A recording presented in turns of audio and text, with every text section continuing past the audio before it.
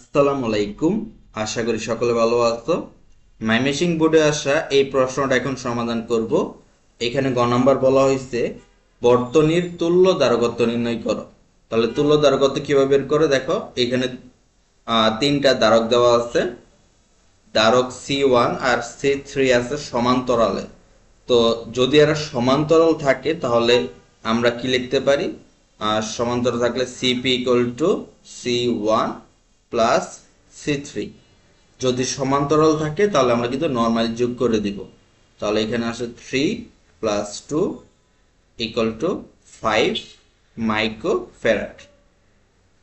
তো আমরা এই দুইটা বের করে ফেলছি। এখন দেখো এই দুইটার সাথে এটা কিন্তু সিরিজে আছে। তাহলে এখানে যদি সিরিজে থাকে তাহলে সিএস ইকুয়াল টু আমরা কি লিখতে পারি? 1/CP plus C2, sorry 1/C2। এখানে একটা ইনভার্স দিয়ে দিই।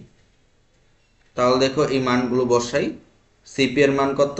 5 প্লাস C2 এর মান দেখো 1। তাহলে আমরা এভাবে লিখতে পারি। তাহলে 5 5 আর 1 6, সরি 5, হ্যাঁ 5 আর 1 6। তাহলে কিন্তু এটা যদি আমরা উল্টিয়ে দিই একবারে সরাসরি, তাহলে উপরে থাকে 5/6 মাইক্রো ফ্যারাড। এইটা হলো আমাদের তুল্য ধারকত্ব। আশা করি এটা তোমরা বুঝতে পারছো। একদম সহজ, যারা ইন্টারে এই সম্পর্কে পড়ছো তারা এটা আশা করি পারছো। তো এখানে আর নতুন করে কিছু বলার নেই। গ নম্বর প্রশ্ন বলা হয়েছে বর্তনী থেকে অধিক পরিমাণ সঞ্চিত শক্তি পেতে হলে কিভাবে সংযোগ দিতে হবে। তো আমরা যদি অধিক পরিমাণ সঞ্চিত শক্তি পেতে চাই তাহলে কিভাবে সংযোগ দিব? আমরা সঞ্চিত শক্তির সূত্র জানি, হাফ সি বি স্কোয়ার। তাহলে দেখো এখানে আমরা যদি সি এর মান বৃদ্ধি করি, দেখো বাকি যে বিটা আছে এটা কিন্তু কনস্ট্যান্ট বলা হয়েছে, মান দেওয়া আছে। তাহলে আমাদের যে কাজটা করতে হবে, সি এর মানটা বাড়াতে হবে।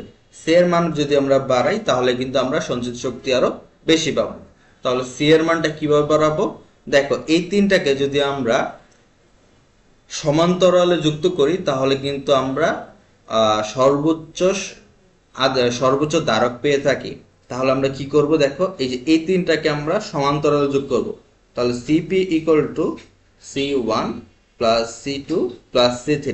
তাহলে সমান্তরালে যোগ করলে কি হয়? C1 C2 C3। তাহলে দেখো 3 2 5 আর 1 6, 6 মাইক্রো ফ্যারাড হয়ে গেছে। তো এখন আমরা কি করব? এখানে হাফ, দেখো সি এর মান 6 micro farad into b square 10 square. তাহলে দেখো 100 যদি দ্বারা ভাগ করি তাহলে আসে 50, 50 ইন্টু 6 30, সরি 300। তাহলে যেটা সঞ্চিত শক্তি তাহলে জুল হবে, আর এখানে একটা দেখো মাইক্রো একক আছে, তাহলে মাইক্রো জুল। একদম সহজ ছিল এই অঙ্কটা, আশা করি তোমরা বুঝতে পারছো।